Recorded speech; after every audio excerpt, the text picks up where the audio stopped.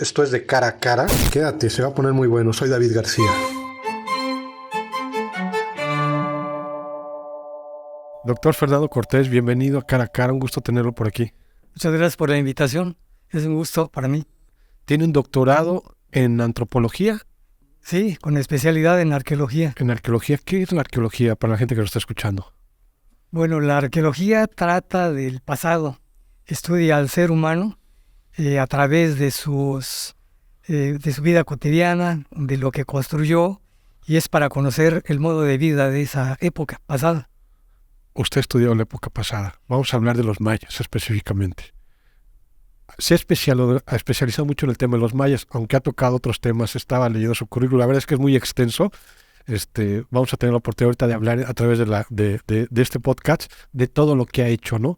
Pero vamos a hablar específicamente de los mayas. Y quiero irme, doctor, si usted me lo permite, irme al final de esta entrevista. Viene el Tren Maya, un proyecto del presidente Andrés López Obrador. ¿Qué va a traer el Tren Maya y qué le va a mostrar al mundo el Tren Maya, en el caso específicamente del sur de Quintana Roo? Bueno, lo que muchos no entendieron es que el Tren Maya no es un ferrocarril con un motor, con unos vagones, con una vía y con unos rieles. Eso no es el Tren Maya. En realidad, el Tren Maya es un tren militar, porque está siendo construido por los militares. Hay una gran cantidad de ellos para custodiar y vigilar el patrimonio de esa vía férrea. Entonces, alrededor de todo esto hay un desarrollo económico y social que antes no se había visto. ¿Qué significa esto? Que las comunidades por donde va a pasar se van a desarrollar, se van a establecer lugares donde la gente tenga trabajo, una fuente permanente, o como en este momento no es permanente, pero estos meses tienen una gran cantidad de recursos todos los que trabajan ahí, y pues pocos habían ganado tanto dinero en tan poco tiempo en un trabajo que ni siquiera imaginaron. Tiene sus peros, desde luego. Por ejemplo, hay alrededor de 200 arqueólogos que están trabajando en el Tren Maya. Uh-huh. Yo soy uno de los que no están trabajando ni va a trabajar. ¿Por qué? Porque también trae destrucción de la ecología, de los cuerpos de agua, de la ideología de los pueblos mayas. También cambia mucho, ¿no? Entonces, los antropólogos sociales y los arqueólogos y los historiadores que estamos conscientes de lo que está sucediendo, no estamos muy de acuerdo. Estamos de acuerdo en el sentido que ya he mencionado, pero si trae destrucción del medio ambiente y estamos luchando contra eso. Y yo creo que todo el mundo está luchando por proteger el medio ambiente. Por ejemplo, es un tema no más local. Sí, si a mí me preguntan qué es lo que está sucediendo, bueno, yo todavía toda mi vida trabajé para reforestar cualquier lugar.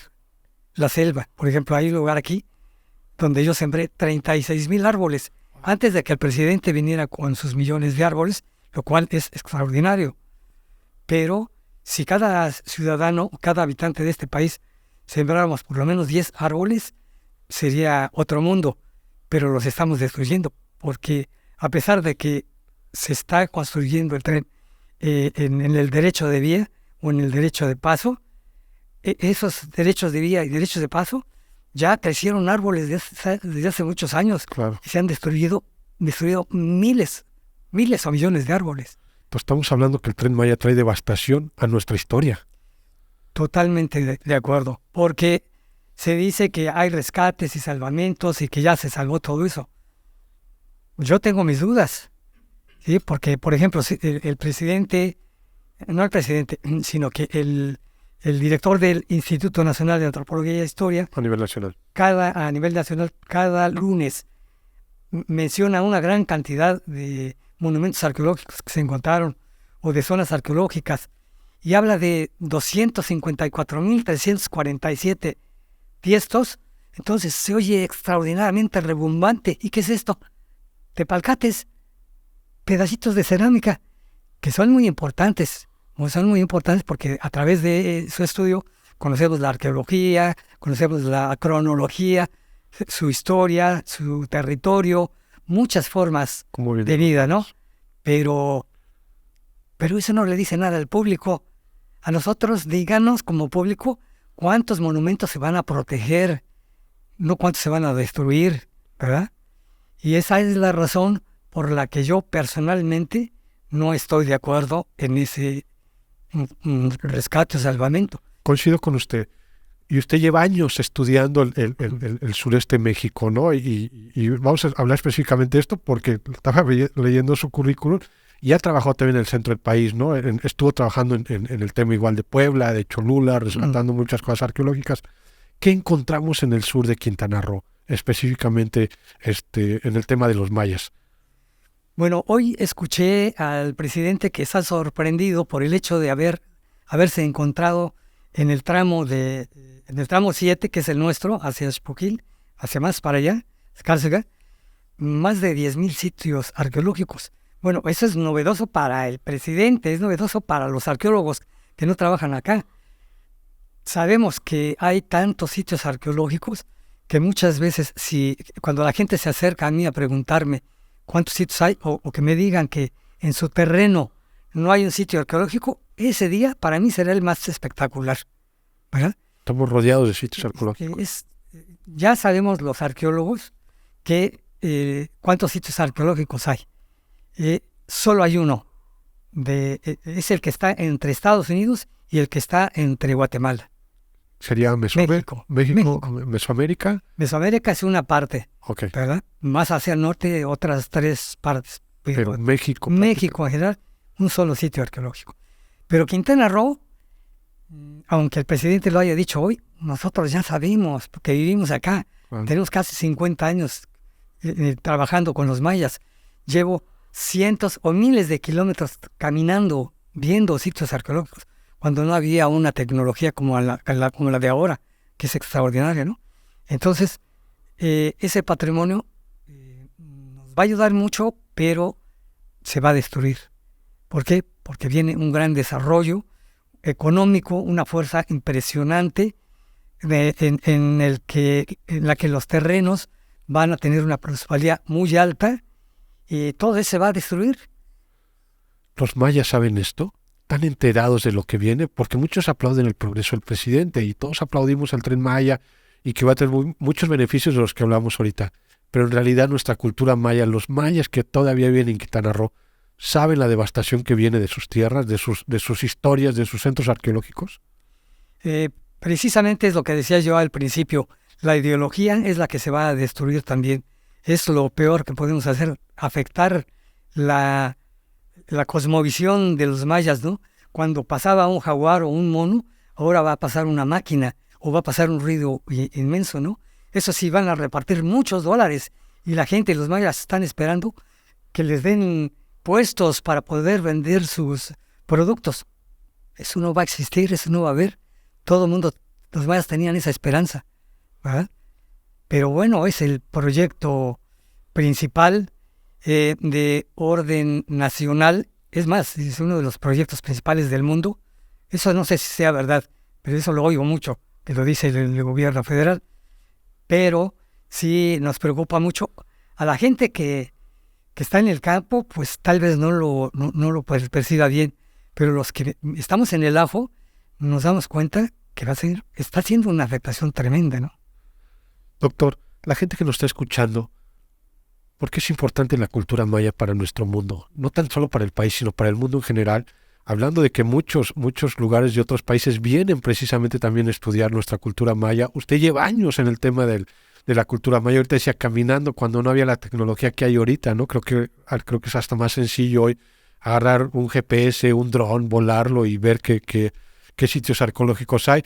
En sí, en la bahía creo que tenemos sitios arqueológicos abajo del mar, que solo los vemos por el aire. ¿Qué representan los mayas para el mundo? Es una de las culturas del ser humano más importantes que existen en el planeta y a través de toda la historia de la humanidad. Esta cultura es extraordinaria. Los mayas nunca desaparecieron, jamás desaparecieron. Todo el mundo hace esa pregunta, ¿dónde se fueron? es que no se han ido, aquí están. El rector de la Universidad Intercultural de José María Morelos es un descendiente. Los dueños de los hoteles y de los restaurantes del área maya, por ejemplo de Cobá, los dueños de los cenotes, de todos estos lugares, son mayas. Los que trabajan en los hoteles, en los restaurantes, los que llevan apellidos Tzul, Ek, Balam, todos esos aquí existen. Políticos, ha habido mucha gente que está en el frente de la política y que nunca se fueron, nunca desaparecieron. Simplemente la cultura descendió y se desvaneció, pero no desapareció. Se fue hacia otros lugares, por ejemplo las costas, y empieza a surgir la costa como Cancún, Tulum, Xel-Há, Chetumal, Xpatún, Santa Rita y otros lugares costeros, ¿no? Precisamente en uno de esos lugares costeros inmensos es el de Mahahual, que es un extraordinario sitio arqueológico que acabamos de encontrar, que tiene más de 20 kilómetros de largo, no sabes cuántos tiene de ancho. Entonces, eso nos habla de la extraordinaria cultura maya. ¿Cómo es posible que haya sitios arqueológicos donde los edificios están dispuestos de tal manera que en una fecha específica el Sol o Venus u otro planeta penetren en ese edificio, en ese templo? ¿Qué quiere decir? Que en la cosmovisión de los mayas es el monstruo de la Tierra que se está tragando al Sol. Pero ¿cómo lo percibieron? ¿Cómo hicieron? Pues con años de estudio, con cientos o miles de años, y además aprovecharon el conocimiento de otras culturas como la olmeca para poder establecer una civilización, la única civilización de América. Los mayas inventan el cero. Efectivamente, inventan el cero, inventan una gran cantidad de temas de cultura, de ciencia, que hasta ahora todavía nadie se lo explica. Estamos hablando que si los mayas, bueno, estamos en entendido que los mayas siguen, ¿no? Y los vemos. Y yo creo que todos tenemos algún conocido y hablamos con algún maya o descendiente de la cultura maya. Pero hablando de lo que usted dice, si los mayas hubieran seguido con esa fuerza que tuvieron en su momento, estamos hablando que sería una potencia grandísima, ¿no? Por todo lo que desarrollaron en su momento sin tener la tecnología que tenemos hoy a nuestro alcance. Imagínense los mayas actualmente con la tecnología que tenemos. Efectivamente, ellos eran tan científicos que podían predecir los eclipses, que podían predecir el movimiento de los astros y de manejar, con esa sabiduría, manejar la ideología del pueblo. Entonces, el conocimiento científico permitía que ellos, además de ser gobernantes, o de tener gobernantes, al mismo tiempo se convirtieran en dioses. Y tanto así que hasta se deificaron. ¿Qué significa esto? Que se hicieron dioses y se hicieron representar. Por ejemplo, en esos mascarones de Cojulich. Son personajes que existieron de verdad, pero que llegaron a ser dioses, porque la gente los veía como dioses. ¿Por qué? Porque conocían las ciencias perfectamente, ¿no? Manejaban la astronomía, manejaban la escritura, las matemáticas, la geografía, todas las ciencias exactas de ese tiempo las manejaron. Y había gente muy especializada, como en este caso, gobernantes que a su vez eran políticos y eran grandes pensadores. Doctor, Tulum, ¿por qué ruinas a la orilla del mar? ¿Son las únicas que tenemos en Quintana Roo o existen más ruinas a la orilla del mar? No, existen muchas zonas arqueológicas a la orilla del mar. Entre ellas el antiguo Chetumal, Mahahual, hay muchas zonas arqueológicas ahí. Santa Rita, aquí en Corozal, Tulum, Cancún mismo, Xel-Há, Xcaret y muchos otros sitios arqueológicos. Entonces recordemos que los mayas cuando decaen en el clásico, no es que se mueran, sino que no tenían que comer, no tenían que sembrar, no producían por la sequía, entonces se tuvieron que mover y las costas fue un gran alumbramiento para ellos. Se fueron a las costas y así nace Tulum. Incluso aquí, en Chetumal, aquí cerquita, tenemos una muralla que fue mucho más grandiosa que la de Tulum. ¿Dónde tenemos esa, doctor? Está aquí Xpatún, rumbo a Oaxaca, un restaurante que dice Xpatún. Ahí está la muralla, los restos de la muralla. Si la hubiéramos conservado, pues seríamos una gran potencia económica, turística y cultural. Porque ese lugar, a pesar de que ha sido destruido, bueno, todavía se conserva. Pero hacen falta muchas cosas. Los políticos no entienden de cultura. La cultura es totalmente en contra de la política. No se entienden. Y van con imán, ¿no? Chocan, sí, no logran tener una comunión. Es prácticamente imposible. A veces se incrustan los pensadores en la política. Por ejemplo, yo me acuerdo de un gobernador que hubo acá, el doctor Miguel Borge Martín, se llama el exgobernador. Me impresionó porque ¿cómo es posible que un gobernador se dedique a abrir una universidad, que ponga una sinfónica, que haga museos, que haga cuestiones de carácter cultural? Pues eso sí impresionó y no fracasó, porque fue una gran época, ¿verdad? Entonces, cuando sabemos combinar las dos cosas, la gente nunca se olvida de ese tipo de personas. Tenemos un Museo de la Cultura Maya. Ahorita he hablado de lo que han hecho los gobiernos. No sé si fue en el tiempo de Miguel Borge Martín cuando se hace el Museo de la Cultura Maya. Le da el Museo de la Cultura Maya, cumple con las expectativas de lo que fue la cultura maya, o sea, como primera instancia para conocer qué fue la cultura maya. Bueno, ese museo nació precisamente porque había el interés de que los mayas mismos platicaran su historia y no fuéramos nosotros quienes la interpretáramos. Ellos mismos la platican. En su época, en la que el gobernador Miguel Borge Martín construyó el museo, aunque la plaquita dice que lo inauguró otro gobernador, Mario Villanueva. No. Fue Miguel Borge Martín. Bueno, ese museo cumplió ya lo suyo. ¿Yo qué haría? Yo, como ciudadano y como arqueólogo, no hablando de la institución para la que trabajo, como ciudadano, lucharía porque todo lo que sacan en el Tren Maya se quede en Chetumal, se quede en Quintana Roo. ¿Qué es la pelea ahorita? No, pero es que se tiene que quedar. Se tiene que quedar. ¿Por qué? Bueno, yo no sé dónde están los materiales o los vestigios de proyectos que han venido de otros lugares, no sé. Efectivamente, el lugar de aquí, el centro ruina, está pequeño. No cabría un mundo, ¿verdad? Pero sí cabe lo de Quintana Roo. Para Quintana Roo sí es posible, ¿verdad?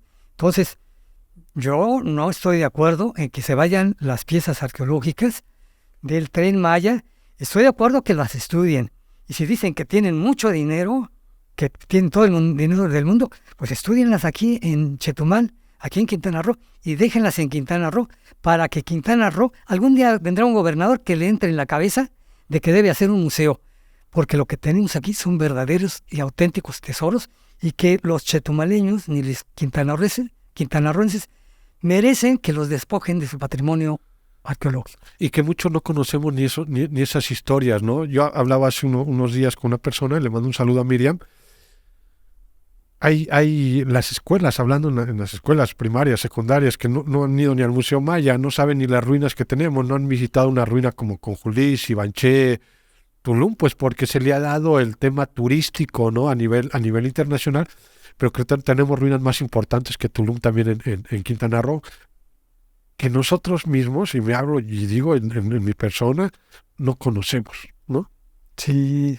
Yo conozco Conjulix de pasada, pero les soy honesto, nunca he entrado en las ruinas de Conjulix. Sé que hay unos mascarones ahí, y ahorita que leo parte del trabajo que usted ha hecho, ha trabajado usted en esa parte Conjulix con los mascarones, ¿no? Pero no lo conozco, no lo he caminado, ¿no?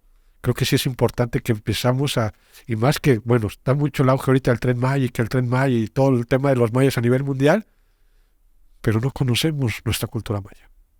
Espero que no pase lo del metro. Cuando construyeron el metro, pasaron por Tenochtitlan, la Ciudad de México. La Ciudad de México. Abrieron el subsuelo, cruzaron edificios y sacaron toneladas y toneladas de materiales que la mayoría no se estudió. Entonces, aquí me consta que hay gente que está estudiando los materiales, pero tantas toneladas va a ser prácticamente imposible. Yo los invito, nada más dense una vuelta. Dense una vuelta al kilómetro 19 y vean los bancos, vean lo impresionante, cómo están sacando. Parece que estamos en guerra, ¿no? Están sacando pero toneladas de materiales, haciendo agujeros. ¿Qué van a hacer con eso? ¿Qué van a hacer con los hoyos que nos van a dejar ahí, que nos están dejando? ¿Verdad? Entonces hay que pensar no nada más en el momento, en lo que está de moda, en lo que viene, en lo que va a suceder. Puede ser el fin de nuestra cultura maya. No creo, porque yo pienso que hay muchos ciudadanos que están defendiendo el patrimonio cultural. De que se está destruyendo no solo es el Tren Maya, son los desarrollos de todo tipo, ¿no? Cada día se están, como en Majahual, me pregunta la gente ahora que dimos a conocer el hallazgo. Que la gente creía que era una ¿cómo le dicen a la barda que va piedra con piedra? No, es más, nunca las vieron. Cuando uno da a conocer, cuando un arqueólogo da a conocer algo, no, algo que se acaba de descubrir, hay mucha gente que dice, no, pues si ya estaba ahí, yo lo veía a diario y todo. A ver, ¿por qué no lo dijiste? ¿Por qué no dice la nota? Bueno, fue tan importante que fue la revista Forbes la que dio a conocer la nota a nivel mundial. Y es una revista que no se dedica a eso, se dedica a los negocios, a los hombres más ricos del mundo, a los hombres más poderosos, ¿no? Pero ¿por qué esa nota? Porque, bueno, entonces hay que dársela a conocer a los ciudadanos, y es por eso que andamos haciendo proselitismo para la protección de los monumentos arqueológicos. En Majahual me preguntan, bueno, ¿y dónde está? Que no los vemos, todo el mundo me pregunta, hasta en el mismo hotel donde me quedaba, ¿dónde está? Pues ¿cómo las van a ver? ¿Cómo van a ver los monumentos? ¿Qué acaso no conocen un muelle? ¿No conocen los hoteles? ¿No conocen los restaurantes? El kilómetro 55, las casitas, todas estas construcciones. Bueno, pues esa era la zona arqueológica. Ustedes construyeron con eso y ahora se aguantan. ¿Construyeron arriba de la zona? No, destruyeron. O sea, agarraron todas las... Destruyeron, sí. De la misma manera que sucedió allá, es lo que sucedió en Chetumal. Aquí estábamos en una ciudad inmensa. Y, por ejemplo, yo me fui 2 años a hacer una maestría, y cuando regresé ya todo esto era un queso Curuller, todo destruido. Santa María Calderitas, todo eso arrasado de los monumentos arqueológicos. Solo quedaba uno. Pues nos armamos de valor y fuimos a luchar en contra de quien fuera y salvamos un monumento. Es el único monumento que está ahí, arqueológico. ¿Y cómo es que se salvó? Bueno, pues ahí negociando con los ejidatarios. No, con los sacerdotes. Los sacerdotes mayas. Católicos. Para que, pues, de alguna manera protegiéramos el lugar. Y justamente quedó en la iglesia, a un costado de la iglesia. Y gracias a esa acción, a esa actitud, pudimos proteger ese monumento. El único monumento que se conserva en la ciudad. Interesante. Oxtancá, ¿qué representa Oxtancá? Bueno, Oxtancá, cuando llegué, la verdad, nadie sabía dónde estaba ese lugar. Tardé mucho tiempo, como 5 años, en localizarlo, y finalmente, cuando llegué, la mayor parte de la iglesia estaba cubierta, todo el sitio estaba cubierto. Y era el primer investigador mexicano, el primer arqueólogo que destapaba, que exploraba los edificios, y así fue como descubrí la iglesia totalmente, como la conocen en la actualidad. Incluso, si observan bien, una de las paredes, se puede ver todavía 3 barcos del siglo XVI, que los mayas que construyeron esa iglesia vieron en la bahía. Cuando llegaban los barcos, los españoles. Pues los españoles los dibujaron tal como los vieron. Y lo podemos ver actualmente. Se ve actualmente. ¿Qué representa para usted, doctor? No me imagino, ¿no? O sea, yo como periodista, cuando tengo la primicia de una nota, es wow, yo la tengo y la cuido celosamente, ¿no? Y trato de armarla para darla a conocer a la ciudadanía. ¿Qué pasa por la mente de un arqueólogo cuando ve eso? En el caso usted que descubrió Oxtancá. Bueno, lo primero que se tiene que hacer es despojarse totalmente del egoísmo y entregarle a la gente lo que se ha descubierto. ¿Qué quiero decir con esto?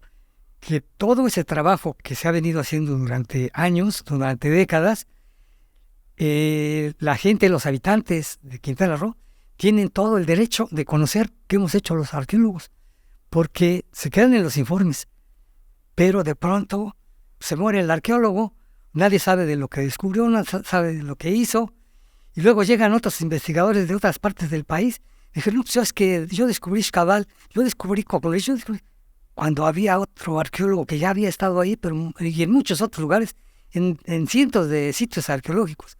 Entonces hay que entregarle a la gente eso, ¿no? Por ejemplo, yo encontré un fuerte, otro fuerte. No es el de Bacalar, no. Es otro, muy secundario, pero aquí está. Y no he dicho dónde todavía. ¿Por qué? Estoy esperando que la gente reaccione, ¿no? Porque inmediatamente que uno da a conocer, yo ya lo conocía. Y todo el mundo ya lo conocía. Bueno, pues aguántense.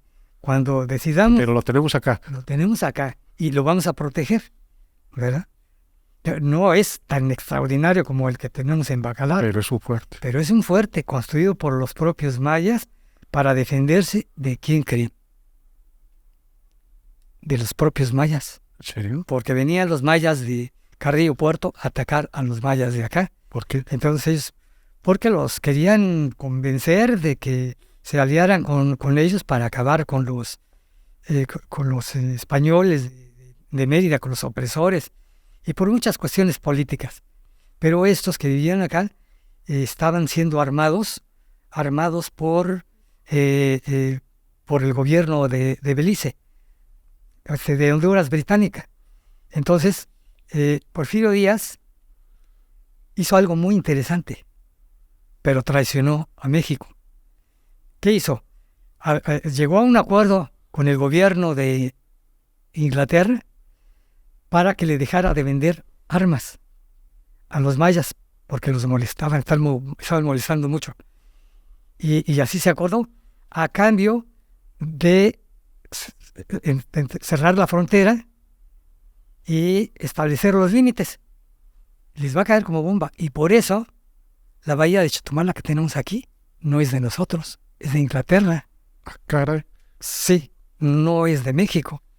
Así es que ahora nos aguantamos. ¿Y quién fue? Fue Porfirio Díaz. Ahora, otro honor. El honor hay que dárselo a quien honor merece. ¿Quién fundó Chetumal? Porfirio Díaz. Y no se lo hemos dado a él el honor. ¿Por qué? Porque él mandó que se estableciera la frontera, poniendo a Otón P. Blanco, ordenándole a Otón Pompeyo Blanco que estableciera la frontera y una aduana. Entonces, él hizo lo que le dijo su patrón, lo que le dijo el presidente de la República, pero no es él, ¿verdad? El que tuvo la idea y el que con la guerra o con algo, él triunfó, estableció esos límites, ¿no? Entonces la bahía no es nuestra, o ya está dentro de nuestro territorio. No, es de México. Pocos saben eso, ¿eh? Y creo que esto va a causar mucho ruido. Y lo digo con todo respeto, usted es un arqueólogo muy respetado. Y la gente que no lo sabe, no sé si ya le entregaron un premio, pero por ahí me enteré que le van a entregar un premio. Ya se lo entregaron como una de las 100 personas que más saben en nuestro país, que más información tienen de la historia de nuestro país. Bueno, yo quisiera que eso fuera realidad, porque lo poco que sabemos, cada vez nos damos cuenta, como decía Sócrates, ¿no? Cada vez sé que sabemos menos, ¿no? Sí, entonces uno se da cuenta que cada día sabe menos. Y eso es cierto, ¿no? Porque hay tanto que nos damos cuenta que no sabemos nada, ¿verdad? Y regresando al tema de la bahía, no quiero dejarlo. O sea, podría llegar el gobierno británico y quitarnos nuestra bahía. Por supuesto. Es que no nos la va a quitar. Eso no la va a quitar porque existe un acuerdo, un tratado internacional, Spencer. Bueno, resulta que cuando se independice verdaderamente Belice, entonces, no, automáticamente esa bahía es de Chetumal, es de México. Okay. De tal manera que son aguas internacionales. Ajá. Nosotros pueden venir los barcos, entrar por ahí y no están violando nuestro territorio, porque hay un acuerdo. Entonces se debe respetar el acuerdo. Usted es el creador de la frase "aquí inicia Quintana Roo".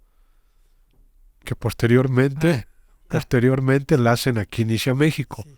Pero originalmente hace años usted maneja esa frase. Sí. Aquí inicia Quintana Roo. Efectivamente. Eso, como yo camino demasiado, todavía camino, Pero Quintana Roo, México inicia a través de Quintana Roo. sí. Entonces me di cuenta, pensando, ¿por qué todo el mundo me decía, que alguien me platicaba conmigo, estás hasta el fin del mundo, estás hasta el último? Me puse a pensar, y no, cuando estaba yo en Arroyo Negro me daba cuenta que no. Y ahí escribí que ahí iniciaba México, justamente ahí. Porque bueno, se supone que de abajo hacia arriba se construye un muro. Claro. Entonces una patria se construye de abajo arriba, ¿verdad? ¿Y dónde estamos? Pues estamos en el sur. Quintana Roo está en el sur, no está en el sureste. Si vemos geográficamente, no, estamos en el sur. Y Arroyo Negro, que es el primer pueblo de México, pues ahí lo dice todo. Entonces, ese ¿Dónde lugar está Arroyo Negro? está a 10 kilómetros antes de llegar a Guatemala.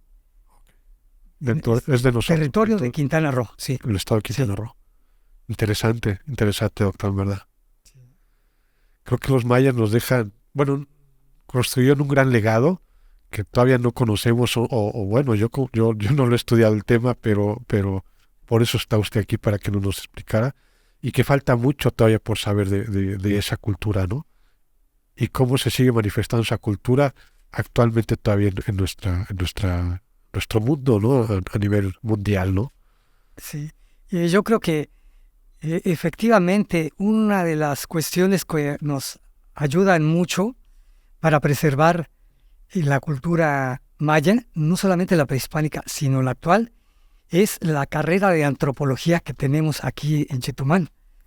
Que quieren Es desaparecer. una gran experiencia. Sería lo peor que puede Díganlo suceder. con todas sus palabras, ¿eh? No se preocupe, ¿no? Bueno, destruir la carrera de antropología es retroceder muchos años.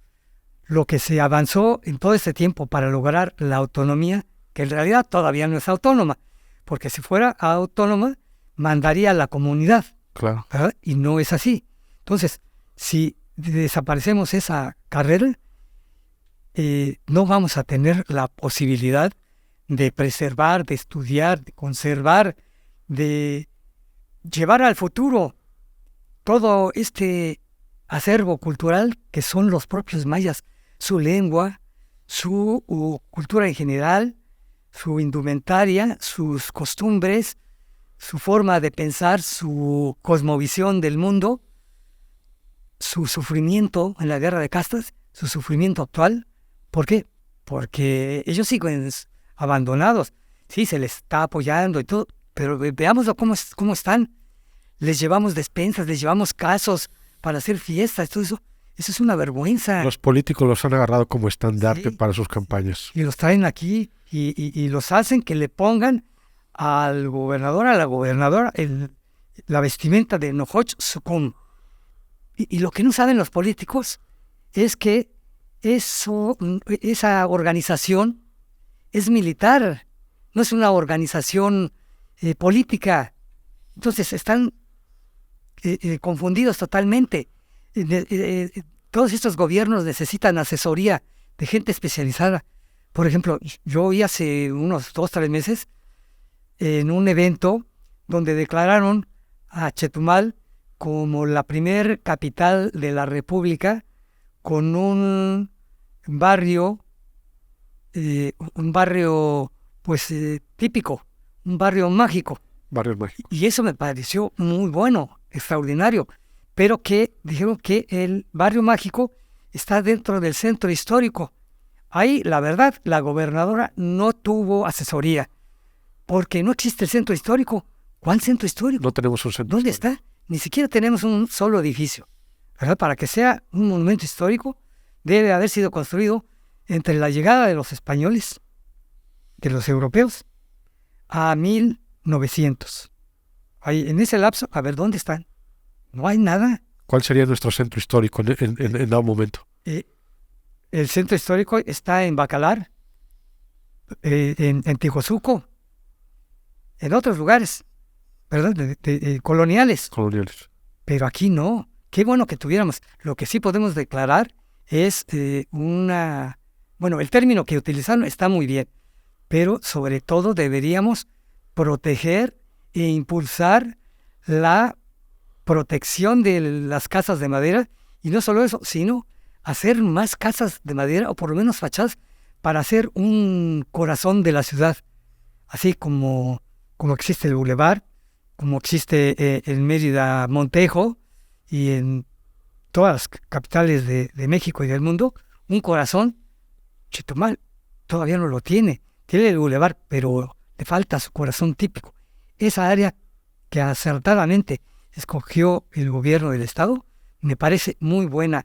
Y no es una idea reciente, esa idea es de los 70s, cuando habíamos propuesto que Chetumal tuviera su corazón viviente, ¿no? Que fuera un lugar donde la gente fuera a tomar café, donde comiera comidas típicas, donde las características de la arquitectura fueran las locales, ¿no? Así como Chetumal fue en los 50, ¿no? Antes del Janet, se pudo haber preservado. Pero como lo han hecho en otros estados, ¿no? Hablando de Guanajuato, creo que bien Chetumal podría vivir del turismo cultural, ¿no? sí. De ese turismo, y que deja, y es el turismo cultural deja el turismo europeo que viene buscando esa historia, y a veces yo he escuchado extranjeros que conocen más la historia de los mayas que nosotros mismos como mexicanos, ¿no? O sea, que nos estudia, ¿no? Y creo que bien Chetumal podría enfocarse yo hace algunos años hablaba con el presidente municipal, Eduardo Espinosa Buchaki, y él decía eso, ¿no? Creo que Chetumal puede vivir del turismo cultural, ¿no? Festivales, un corredor turístico, a lo mejor de las casas de madera, darle vida a las ruinas que tenemos por aquí, la más cercana que usted decía y que descubrió, Oaxaca, ¿no? Entonces creo que podríamos meterle por allá. Sería bueno. Pues suena bien, sin embargo, no es lo único, porque tenemos tantos lugares, en todos los sentidos, naturales y arqueológicos y culturales, porque Chetumal tiene su identidad, tiene lo suyo, y ha ido evolucionando. Entonces, eso es lo que debemos proteger. Y me parece que, pues sí, sería un gran éxito que tengamos lo propio, que tengamos ese desarrollo de diversos lugares donde el turismo nacional e internacional pueda identificar la identidad de Quintana Roo, la identidad de Chetumal, porque hay dos identidades, la de Felipe Carrillo Puerto y la de Chetumal. Entonces, ¿qué sí diferencia? Porque allá existen otras costumbres y otra forma de pensar, y aquí es una gran cantidad de culturas, incluso internacionales, que han llegado aquí y han hecho mezclas, y está surgiendo una nueva cultura, una nueva forma de ver el mundo. Entonces, esa es la que hay que cultivar. La cultura maya, ahorita hablaba en el tema de la cultura que tiene en Carrillo Puerto, y lo decimos, ¿no? Y es algo muy coloquial que allá cuando dicen no es no, y se lo han demostrado a muchos gobiernos, ¿no? Cuando ellos no quieren algo dicen totalmente no, y nomás no se da. Un ejemplo último creo que fue el cambio de horario, ¿no? Donde ellos no aceptaron un cambio de horario que era a nivel federal, ¿no? Entonces, estamos hablando de esa cultura. Efectivamente, sí, de ellos hablo, de que tienen sus fiestas tradicionales, que tienen su chachac, sus ceremonias ancestrales, y que las han sabido preservar gracias a que no ha habido turismo, porque entra el turismo y eso va a cambiar inmediatamente. Viene ahorita, habla usted de eso, hay anuncio y lo anuncian con platillos, bombos y platillos, la famosa puerta al mar, que el presidente Andrés Manuel López Obrador acaba de autorizar para Carrillo Puerto. Abrir la puerta al mar a Felipe Carrillo Puerto. Dándole la entrada, creo que es Overo, el último pueblo pesquero que tiene Quintana Roo, para meter al turismo, para volver a Felipe Carrillo Puerto, que viva y pueda sobrevivir del turismo. ¿Qué va a pasar si se da eso? Bueno, la verdad es que los mayas tienen el derecho de hacer con su vida y con su tierra lo que ellos quieran.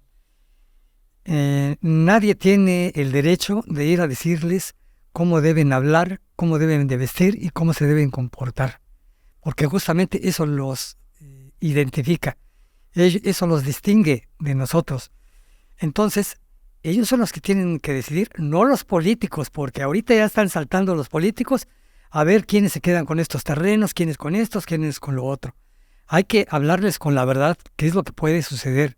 Por eso es importante siempre hacerse acompañar de abogados y de antropólogos para que intercedan los intereses de los propios mayas y que no sean abusados como en la mayor parte de las culturas del mundo. Puede pasar eso. Puede pasar eso. Hay que decirles la verdad por cruda que sea.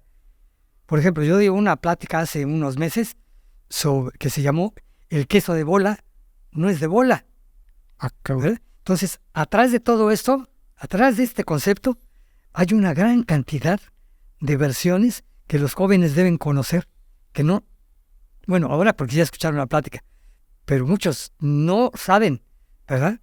Y bueno, es que explicarlo es mucho tiempo. Por ahí, hablado del queso bola, decían que fue un queso diseñado especialmente para Chetumal, ¿no? Que lo crearon por las especificaciones, por el clima y la humedad, y que ese queso se diseñó especialmente para Chetumal, que no se vende en ningún otro lugar del mundo que no sea Chetumal, ¿no? Y que por eso la franquicia la tienen aquí. Esa es la historia que hemos escuchado del queso bola. Usted dice que no es ni de bola, ¿no? Qué tema tan interesante. Sí, es muy interesante. Ojalá en otro podcast podamos hablar y abordar ese tema. Izcabal se dice. Izcabal. Una ruina que ha sido, creo que desde el sexenio anterior la han querido, o ya la están trabajando, o usted conoce más el tema que yo.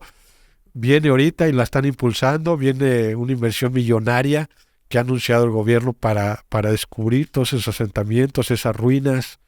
¿Qué va a representar Izcabal? Muchos dicen que es más grande que la ruina de Conjulich, que era un centro de mercado, no sé, se dice mucho. Usted es el experto. ¿Qué va a pasar cuando se descubre esta ruina? Bueno, la zona arqueológica de Izcabal sí es un sitio importante. Cada sitio tiene su importancia particular. Y en este caso lo es, no tanto como lo han descrito, porque fue una época en la que hubo, no recuerdo su nombre, un secretario de turismo que pensó que en esa época se iba a abrir al público y entonces había una fantasía de que era el Cairo de América, que era la Grecia del continente. No es cierto, es una más. Nada más porque hay un edificio de casi 60 metros de altura, piensa que es muy antigua. Hay otras más antiguas, aquí muy cerca, hay una que tiene la Acrópolis más grande, más voluminosa que la que se ha encontrado en los 5 países y está en Otompe Blanco y nadie dice nada. ¿Cuál es y más antigua, no existía ni Izcabal, ni existía Tulum, ni Cancún. Cancún está hablando de la zona arqueológica, el Rey. No existía Chichén Itzá, Etna, no existían todos los lugares. Y este lugar estaba naciendo aquí, con un gran desarrollo cultural. Y aquí está. Y bueno, regresando a Izcabal, sí va a ser un lugar muy importante. Yo estoy plenamente, pues bueno, no seguro, casi convencido de que ahora sí se va a abrir, ¿verdad? Porque con eso que dice el presidente, de que las cosas van porque van, es una garantía de que ese sitio arqueológico se abra al público. Yo tengo mucha fe de que el próximo año, aunque tal vez se abra una parte en el actual año, ¿no? Pero el siguiente es el bueno. Y qué bueno, ¿no? Porque la gente de Bacalar tiene la esperanza de poder tener una forma mejor para la economía del agua, porque ellos viven del agua, Claro. viven de la laguna, entonces van a tener todavía un complemento, que es la zona arqueológica. Y qué bueno que haya intervenido el gobierno del Estado. ¿Por qué? Porque sabe mediar, este gobierno sabe mediar, y los convenció porque pues ya Se logró. se logró y va a haber recursos extraordinarios para explorar y restaurar la zona arqueológica. Nos vamos a sentir orgullosos de tener esa ruina acá. Y la verdad sí, una zona arqueológica muy importante. Doctor, ¿qué está haciendo actualmente? ¿Qué está estudiando? ¿Qué está haciendo? ¿Dónde está trabajando ahorita en el tema de ruinas? Independientemente, creo que está ahorita en Majahual, ¿no? Viendo el tema de la última ruina que acaban de descubrir.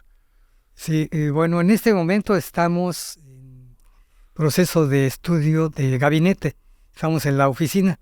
Estamos a punto de regresar a Majahual para continuar con las exploraciones arqueológicas, hacer excavaciones y entonces ampliar ya el conocimiento que tenemos sobre este asentamiento, poder determinar con mayor certeza su antigüedad, que es la cronología, sus características principales y sobre todo que encontramos en estas exploraciones el apiario mejor conservado que ha existido, ¿no?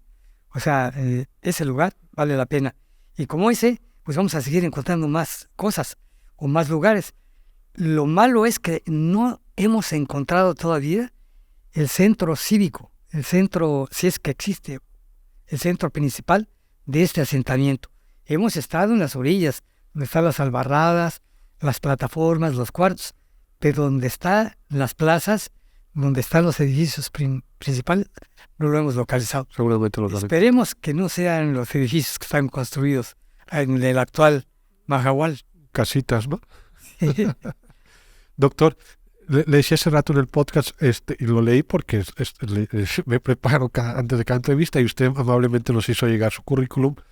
Hay ruinas en la bahía de Chetumal que solo se ven vista aérea, ¿no? En la bahía.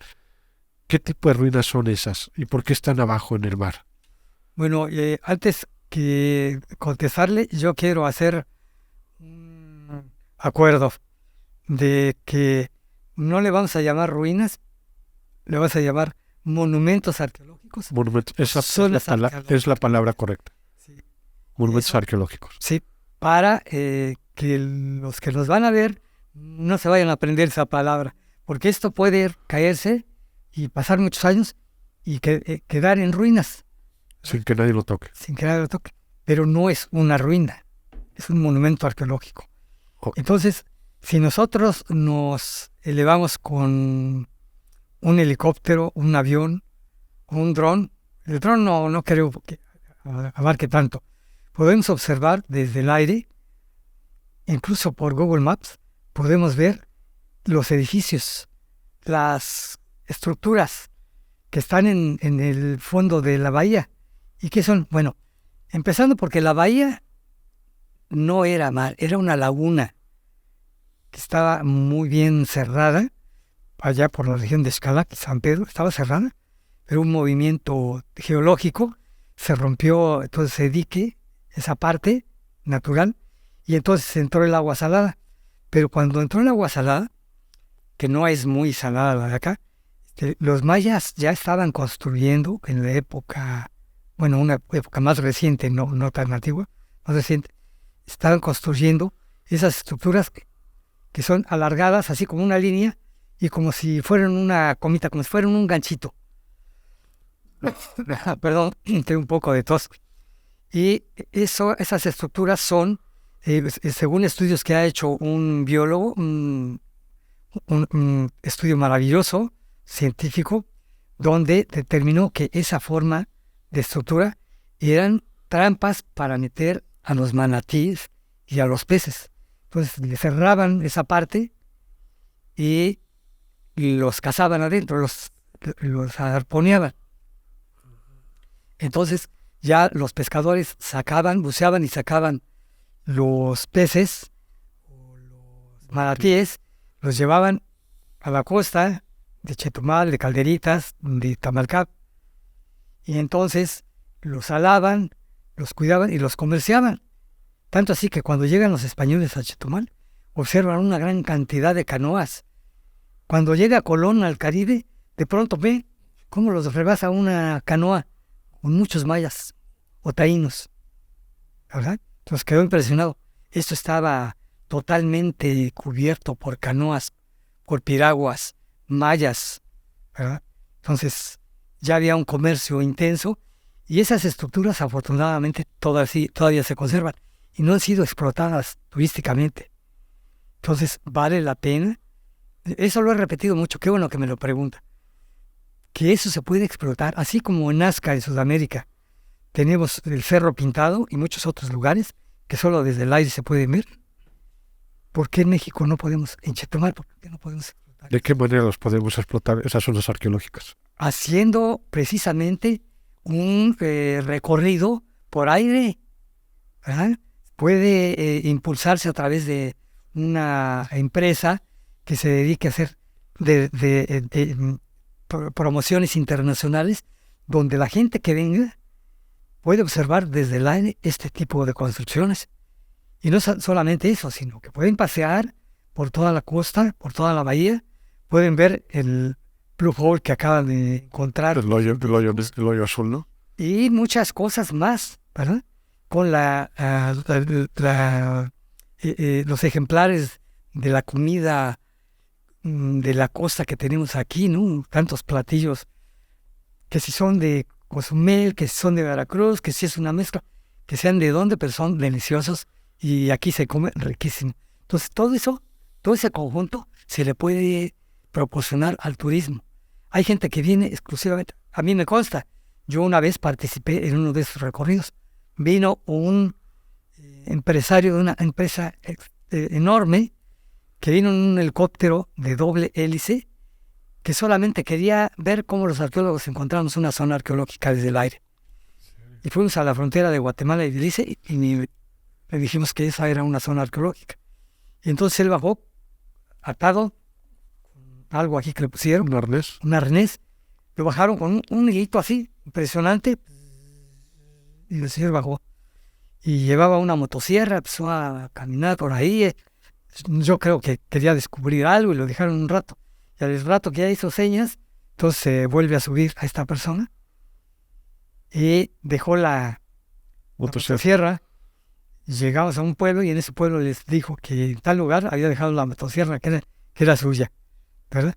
Pero, o sea, que me consta, y solo vino a eso. A conocer. Sí, que por cierto, en esa época, cuando andábamos nosotros en la frontera de Belice y Guatemala, nosotros andábamos por la frontera y de pronto se nos aparece una cosa tan monstruo así, un Harrier, y entonces se tuvo que retirar de la frontera el helicóptero en el que íbamos nosotros.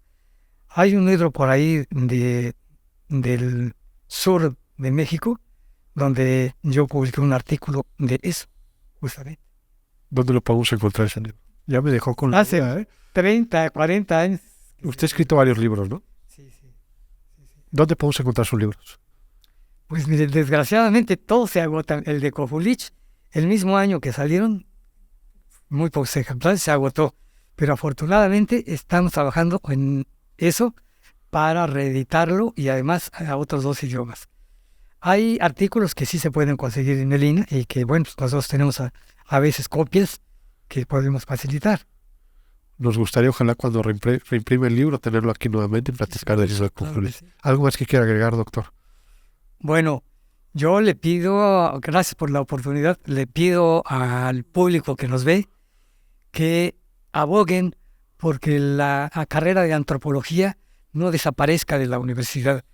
Sería como quitarle el queso de bola a Chetumal, ¿verdad? Que no es queso de bola. Que no es queso de bola. Sí. Entonces, vamos a abogar porque no desaparezca la universidad. Pensemos un poquito, no seamos tercos, porque el hecho de que queramos desaparecer la universidad es porque queremos rescatar recursos, es lo único, ¿verdad? Porque sí está produciendo que la cultura está prevaleciendo. Los antropólogos están haciendo un trabajo extraordinario. No queremos que desaparezcan los mayas, queremos que sobrevivan hasta el último día del universo. Y sería incongruente, por un lado el gobierno federal impulsando la cultura maya y por acá la Universidad de Quintana Roo desapareciendo la carrera. No me había dado cuenta, pero efectivamente, por favor, vamos a luchar por que prevalezca esta universidad con su carrera de antropología. Muchas gracias, doctor. Un placer y un gusto tenerlo aquí. Pues muchas gracias por haberme invitado y estoy para servirles con mucho gusto. Muchas gracias. Muchas gracias. Esto es Cara a Cara. Síganos en nuestro canal de YouTube. Escuchen este podcast. Suscríbanse. Gracias a Israel Gómez, que está detrás de cámaras en la producción general de este programa. A Dolmio, que nos acompañó en las imágenes. Y a nuestro buen amigo, luego les digo el nombre, el nuevo integrante de aquí, Buri. Gracias, Buri. Buenas tardes, doctor. Buenas tardes, gracias.